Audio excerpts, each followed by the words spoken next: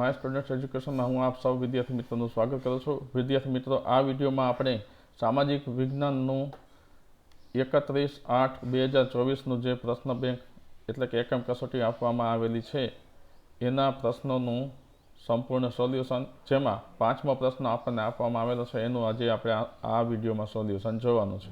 તો ચાલો જોઈએ। પ્રથમ 5મો પ્રશ્ન છે, એમાં બંધારણ એટલે શું? તેનો જવાબ આ રીતે આવે છે: કોઈ પણ દેશનું શાસન ચલાવવા માટે ઘડવામાં આવેલા નિયમોના વ્યવસ્થિત સંગ્રહને બંધારણ કહેવામાં આવે છે। બીજો પ્રશ્ન છે, બંધારણ સભામાં કુલ કેટલા સભ્યો હતા? તેનો જવાબ છે, બંધારણ સભામાં કુલ 389 સભ્યો હતા। ત્રીજું છે, બંધારણ સભાના કોઈ પણ 2 સભ્યોના નામ આપો। તેમાં આપણે બંધારણ સભાના કોઈ પણ 2 સભ્યોના નામ આપી શકીએ તો આ છે ડૉક્ટર રાજેન્દ્ર પ્રસાદ અને એક છે વલ્લભભાઈ પટેલ। એ સિવાયના પણ બીજા કોઈ પણ સભ્યોના તમે નામ લખ્યા હોય તો એ તમારો જવાબ સાચો કહેવાય। ત્યારબાદ ચોથો પ્રશ્ન છે, બંધારણ સભાના અધ્યક્ષ કોણ હતા? બંધારણ સભાના અધ્યક્ષ ડૉક્ટર રાજેન્દ્ર પ્રસાદ હતા। 5મો પ્રશ્ન છે, બંધારણ ઘડતા કુલ કેટલો સમય લાગ્યો હતો? તો જવાબ છે, બંધારણ ઘડતા કુલ 2 વર્ષ 11 માસના 18 દિવસ જેટલો સમય લાગ્યો હતો। 6થો પ્રશ્ન છે, ભારતમાં કઈ તારીખે બંધારણ દિવસની ઉજવણી કરવામાં આવે છે? તો ભારતમાં દર વર્ષે 26મી નવેમ્બરે બંધારણ દિવસની ઉજવણી કરવામાં આવે છે। ત્યારબાદ વિશ્વનું સૌથી મોટું લેખિત બંધારણ કયા દેશનું છે? તો એનો ઉત્તર છે, વિશ્વનું સૌથી મોટું લેખિત બંધારણ ભારત દેશનું છે। 8મું છે, લોકશાહી એટલે શું? તો ઉત્તર છે, લોકશાહી એટલે લોકોનું, લોકો દ્વારા અને લોકો માટે ચાલતું શાસન। 9મો પ્રશ્ન આપણે જોઈએ, બિનસાંપ્રદાયિકતા એટલે શું? તો એનો ઉત્તર છે, બિનસાંપ્રદાયિકતા એટલે દેશનું શાસન કોઈ સંપ્રદાય કે ધર્મની માન્યતાને આધારે ન ચાલે। 10મો, પ્રજાસત્તાક રાષ્ટ્ર એટલે શું? એનો ઉત્તર છે, પ્રજાસત્તાક રાષ્ટ્ર એટલે જેમાં લોકોના હાથમાં સત્તા હોય તેવું રાષ્ટ્ર, જેમાં પ્રત્યક્ષ કે પરોક્ષ રીતે લોકો દ્વારા ચૂંટાયેલા પ્રતિનિધિઓ વહીવટ સંભાળતા હોય છે। ત્યારબાદ 11મો પ્રશ્ન છે, સંઘ રાજ્ય એટલે શું? તો એનો ઉત્તર છે, સંઘ રાજ્ય એટલે જુદા જુદા રાજ્યોનો બનેલો એક સંઘ।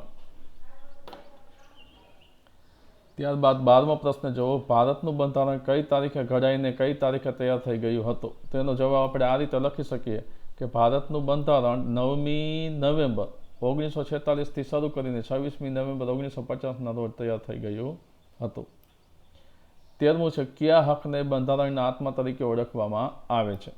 તો ઉત્તર છે, બંધારણીય ઇલાજોના હકને બંધારણના આત્મા તરીકે ઓળખવામાં આવે છે। 14મું છે, ભારતના નાગરિકની કુલ કેટલી મૂળભૂત ફરજો છે? તો ઉત્તર છે, ભારતના નાગરિકોની કુલ 11 મૂળભૂત ફરજો છે।